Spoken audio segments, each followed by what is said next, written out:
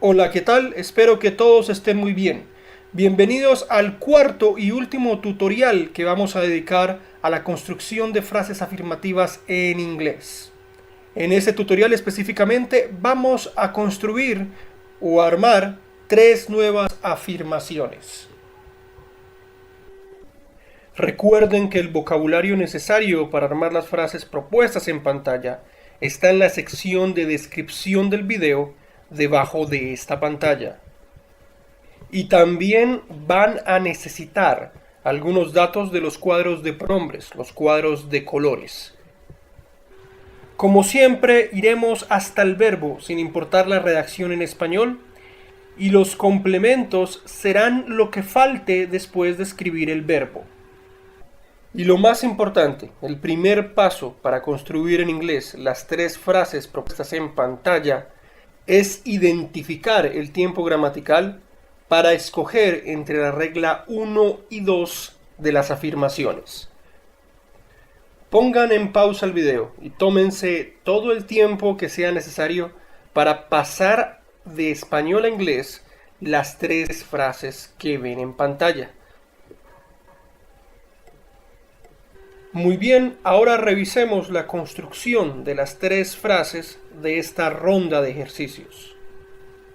En la primera frase, tú ayudarías a tus canzones amigos costeños a pintar sus casas mañana. Vemos dos verbos, pintar y ayudar, pero solamente ayudar está conjugado y la terminación nos dice que está en tiempo condicional. Por lo tanto, vamos a usar la segunda regla de las afirmaciones. Sujeto, auxiliar, verbo en infinitivo sin tú y por último complemento.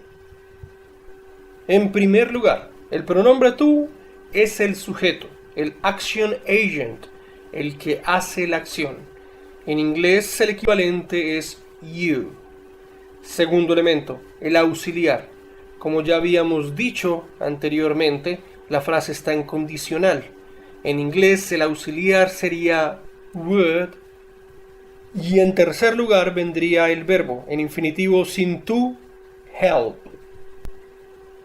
Como hemos completado los tres primeros elementos hasta el verbo, podemos comenzar a escribir los complementos, que son todas las palabras en español que en este momento están en pantalla sin chulear. El primer complemento contiene a los action recipients de la frase, pues contesta a la pregunta general ¿quiénes son afectados por la acción? Y responde a la pregunta particular ¿a quiénes ayudarías? La respuesta en español: a tus canzones amigos costeños. Tres cosas vale la pena aclarar sobre este complemento antes de pasarlo al inglés. To, el equivalente a la preposición a, es innecesario en inglés, porque en este caso antecedería a los que reciben la acción, a los action recipient. Y por la posición misma de los action recipient en la frase, es innecesaria la preposición to. La palabra tus es el posesivo de la segunda persona del singular y se encuentra subrayado de naranja en los cuadros de colores, los cuadros de pronombres. Y en tercer lugar, este complemento es una combinación de sustantivos y adjetivos. Las preguntas ¿qué tipo de amigos? ¿De cuáles amigos estamos hablando? Ayudan a identificar las palabras que tienen función de describir, es decir, los adjetivos. Y en inglés estas palabras van antes del sustantivo. Entonces este complemento se diría en inglés Your annoying caused friends. El segundo complemento responde a la pregunta ¿a ayudarlos a hacer qué? A pintar sus casas. En este caso, la palabra to en inglés, equivalente a la preposición a de español, sí se usa. Ya hemos dicho en varias ocasiones que el posesivo sus en español se presta para ambigüedades. La interpretación más lógica de la frase es que los amigos pinten sus propias casas, es decir, las casas de ellos. Por esa razón, decidí descartar los posesivos his y her, correspondientes a los pronombres de la tercera persona del singular. Este segundo complemento se traduciría al inglés to paint their houses. Y el último complemento responde de manera muy sencilla a la pregunta ¿cuándo? Mañana, en inglés tomorrow. La frase completa en inglés: You would help your unknown coast friends to paint their houses tomorrow. En la segunda frase, ellas les rogaron a sus coléricos maridos borrachos no pelear con sus vecinos. Vemos dos verbos, pelear y rogar, pero solamente rogar está conjugado y sus terminaciones nos indica que la frase está en pasado. Por lo tanto, la regla que vamos a seguir va a ser la regla número 1. Sujeto, verbo, agregar s o ed o dejar el verbo en infinitivo sin tú y por último complementos. De acuerdo con esta regla, los primeros dos elementos que tenemos que colocar son el sujeto y el verbo, ellas y rogar. En inglés, they beg. La señal de advertencia roja nos recuerda que no podemos seguir con los complementos sin antes haber chequeado si al verbo se le agrega s, ed o se deja en infinitivo sin tú.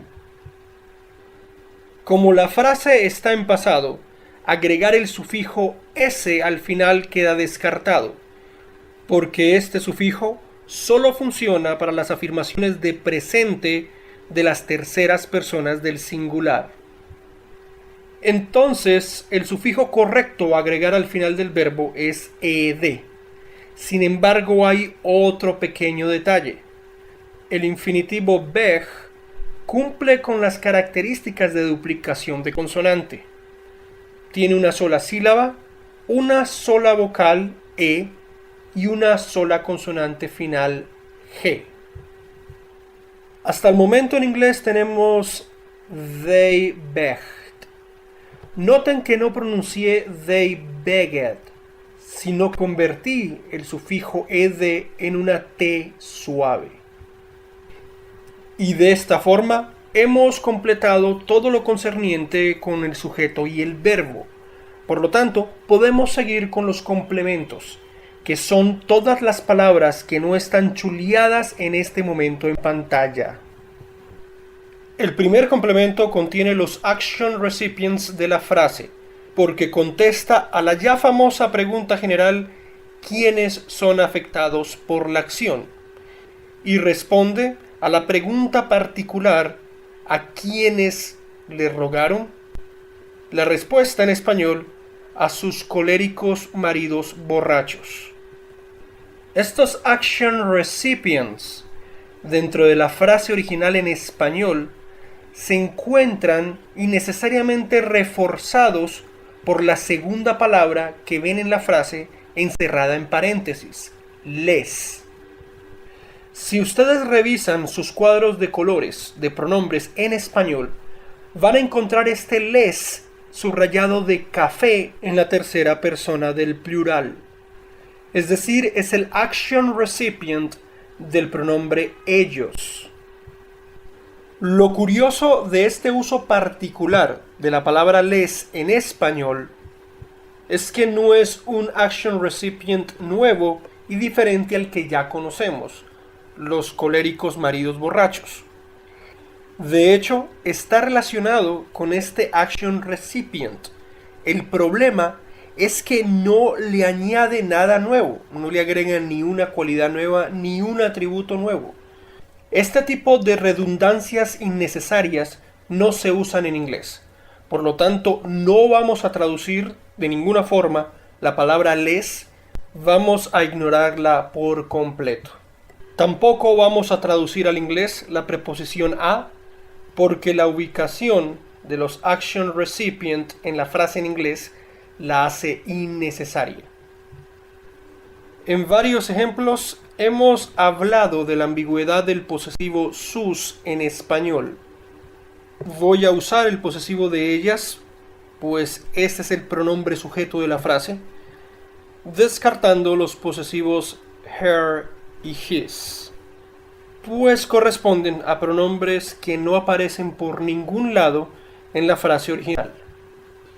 Y por último, identificaremos fácilmente los adjetivos de este primer complemento si hacemos preguntas como ¿en qué estado estaban los maridos? Ya sabemos que las palabras que responden a esta pregunta son adjetivos y se escriben antes del sustantivo. Este primer complemento se traduciría al inglés Their angry and drunk husbands. El segundo complemento responde a la pregunta ¿qué les rogaron? No pelear con los vecinos. La traducción de este complemento en inglés es casi literal, muy sencilla. Not to fight with the neighbors. Para terminar, la frase completa en inglés. They begged their angry and drunk husbands not to fight with the neighbors. Pasemos entonces a la última frase. Él les enseña a los motivados y entusiastas primíparos a analizar las variables. En esta frase hay dos verbos, analizar y enseñar, pero solo enseñar está conjugado y sus terminaciones nos indican que la frase está en tiempo presente. Por lo tanto, vamos a usar la regla número 1, sujeto, verbo, agregar eds o dejar al verbo en infinitivo sin tú, y por último los complementos. Según la regla, los dos primeros elementos que debemos escribir son el sujeto y el verbo, es decir, el pronombre él y el verbo enseñar. En inglés, he teach. La señal de advertencia roja en pantalla nos recuerda que no podemos seguir con los complementos sin antes definir si al verbo le agregamos o no algún sufijo. Como la frase no está en pasado, agregar al final el sufijo ed queda descartado. En cambio, la frase sí cumple con las dos condiciones para agregar la s. La frase está en tiempo presente y el pronombre sujeto, él, es tercera persona del singular. Pero el verbo teach no agrega s, sino que agrega al final la variante ortográfica es. Recordemos que hay 5 terminaciones de infinitivo a los que se le aplica esta variante ortográfica es. ch como al final del verbo teach y los otros 4 casos sh, ss, z y x. Con esto terminamos todo lo relacionado con el sujeto y el verbo. Y ahora sí podemos comenzar a trabajar en los complementos. Es decir, todo lo que quedó sin chulear en pantalla. El primer complemento contiene los action recipients de la frase, pues contesta a la famosa pregunta general ¿quiénes son afectados por la acción? Y responde a la pregunta particular ¿a quiénes enseña? La respuesta en español, a los entusiastas y motivados primíparos.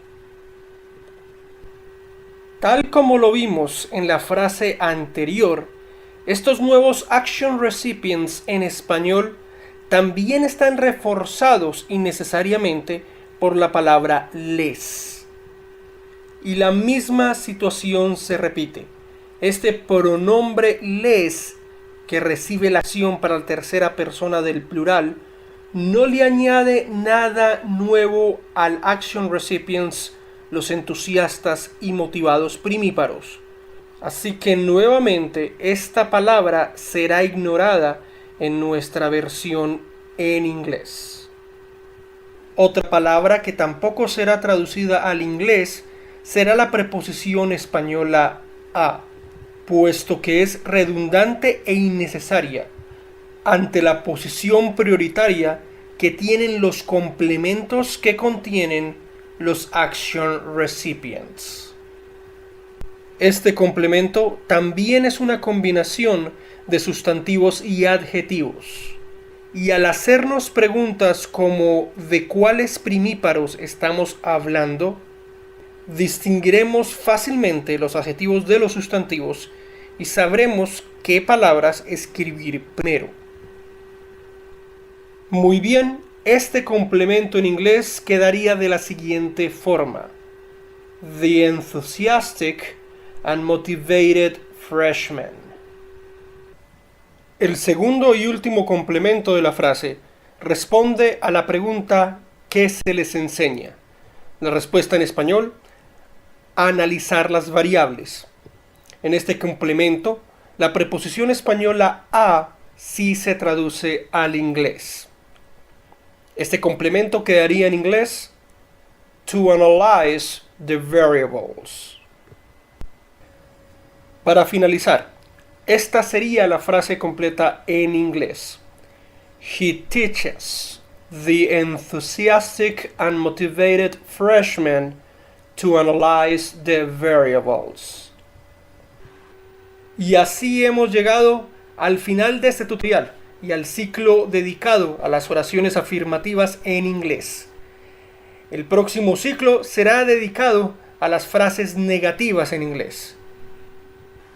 Gracias por su atención y los espero en el próximo tutorial.